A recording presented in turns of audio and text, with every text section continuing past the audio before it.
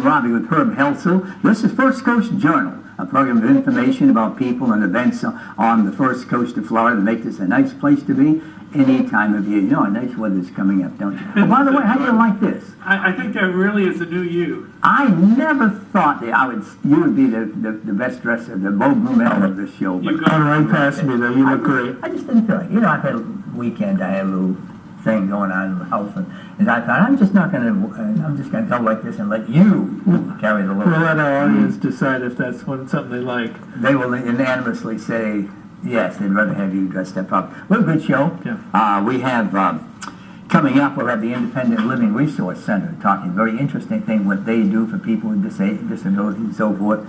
And then we're going to hear from Jerry Holland again, who is, for the election coming up. And speaking of the election, our next guest is running for the Jacksonville City Council, District 14. His name is Jim Love, and everybody's going out to the polls and vote for him. They're going to love him. Nice to have you in the program. Thank you, Gordon. Thank you, Herb. By the way, your outfit does look good. I like it. Thank you. One thing, it's a Florida State color, and I'm a Gator. Well, you can buy it maybe a different color Right, next time. but my physician assistant said to me she liked it because she's a Seminole and I'm a Gator. We're always clashing. I thought I'd put it on just. Well, I have a son at both schools, so it doesn't matter to me. You're broke. Well, not too bad. Why are you running for office? Well, that's a good question. It was about 8 years ago. Matt Carlucci, a personal friend of mine, his son and my son were both playing on the Stanton football team, which just started, and we were building a little viewing stand so they could film the football team. Well, we were swinging hammers together, and Matt knew that I was in the Navy and was active in the community, and of course we were both State Farm agents, and I was active in the Chamber of Commerce. He was considering running for mayor at that time, and he did. And he said, Jim, you know, you would make a great city council person. I was really flattered by that. But at that time, I had 3 teenage boys.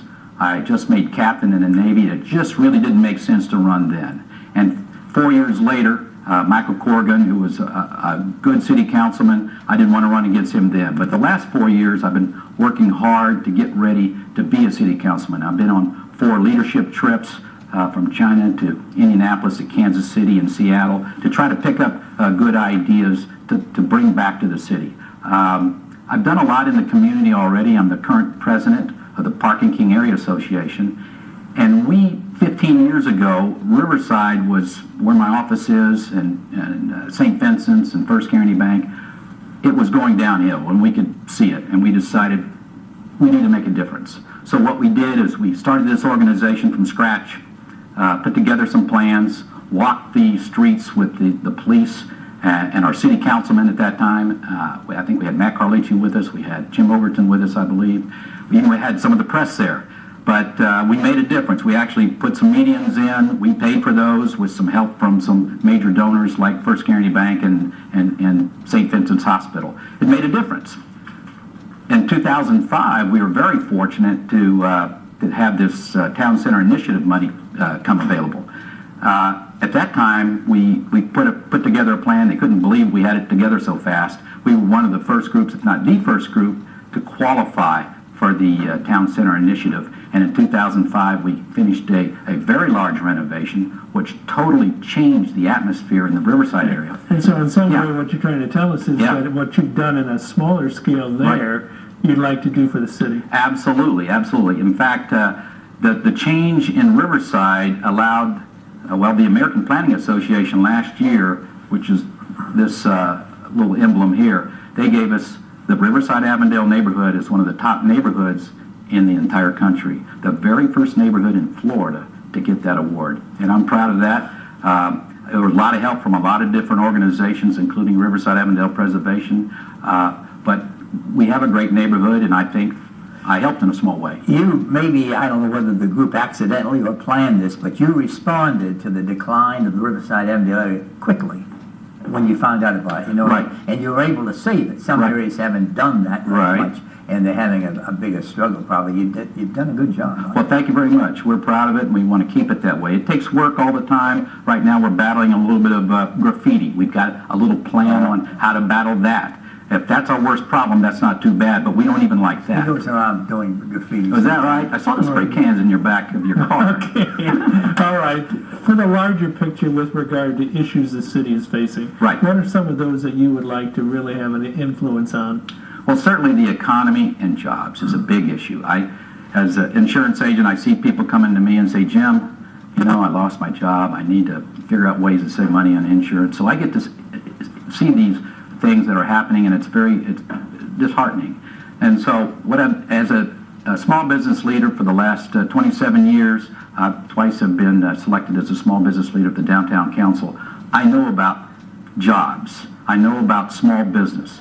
The Small Business Administration has said that 64% of all new jobs come from small businesses. So I think that if we do this right, we can grow jobs, and it's going to come from small businesses like business people like myself. And the impetus from that will come from the Jacksonville City Council and the mayor, won't it? I think so. They got to make sure that they don't pass, burdensome regulations on small business. They can't pass any new taxes on small business. They need to let them grow.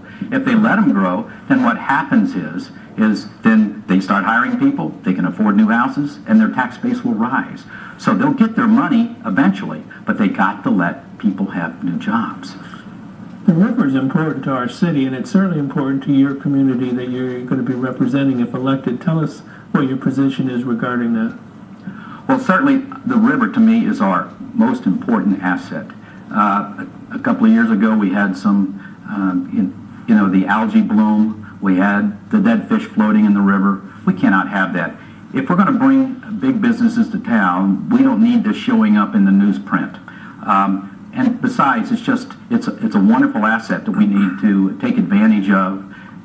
We need to stop the people from south taking up our water supply, and Georgia Pacific from dumping their effluent in the middle of the St. Johns River. The river keeper's doing a good job of trying to get a handle on this, and I think many of the people in the city are trying to help them to keep our river clean and make it a great asset for us. It's our best asset. Many people say, and many experts say, that a downtown area is really the heart and soul of the city. What do you think should be done downtown to get something going?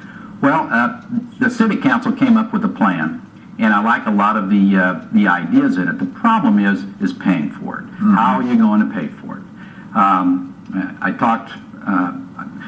I went to Indianapolis, and in Indianapolis, at Lucas Oil Stadium, they have all these bricks. And the bricks have people's names on them, thousands of bricks. And these bricks probably cost the people maybe $100. I don't know exactly how much, but they made money. They used that money to help build the stadium. We can do the same thing for the Riverwalk going all the way to Metropolitan Park, and possibly, pay for it. I've gotten a bid, or not a bid, but Ron Barton from JEDC told me they had plans to do it. It was $7 million. I don't know what it would be today, but these bricks could help pay for that. That would be one part. We need to connect the dots. We have a lot of good parts to downtown, but the problem is getting them to work together. There's a lot to be done. The problem is the money, and that's going to be the hard part for downtown. That is your problem. It is a problem, absolutely. And we need to dig into the budget and find out ways to figure out to save money, absolutely. They seem to be the big issues. We've got a lot of other issues, of course. If you had a pot full of money, some good fairy came and left many money, what would you do in the city with it? Okay. They'll pick out some of your Okay, a pot full of money. Downtown would certainly be one place. I'd want the trio renovated because those are beautiful buildings. And I know there's some money to help them out that's already available, but it's not enough. And we need to help them. It needs to be a mixed use. I think mixed use, we did that in the Riverside area, and it's worked out beautifully, the mixed use What do you concept. mean by mixed use now? Well, upstairs you may have residential, and downstairs you'll have commercial. Also, I would like to see Terry Lawrence of Downtown Vision calls it retail wrapping around the buildings. In other words, downtown to have little shops in these big tall buildings that don't have shops now. I'd like to see some of that. Maybe we could have some money to help businesses start there. So I think downtown would be a good place to start if there was this free money someplace. Currently, there's Thank you not. for that. Well thought out. Okay, we're Jim Love, a candidate for City Council from District 14. I think there were 6 candidates running there. He's been out there campaigning and wearing out some shoe leather. The first election, March 22nd, and in a minute we'll be talking with somebody from the Independent Living Resource Center. But first, how you can get hold of Jim. His email is jimlove@comcast.net, and his phone number is 710-0200. And he'll be glad to talk with you. Thank you for coming, Jim, and good luck on it. Well, thank you, Gordon. We'll Thank see you. later. I appreciate it. We'll Thank you so come much. asking for some money if you win. Not really. All right. We'll Thank you so return in a much. moment with the other page of the First Coast Journal.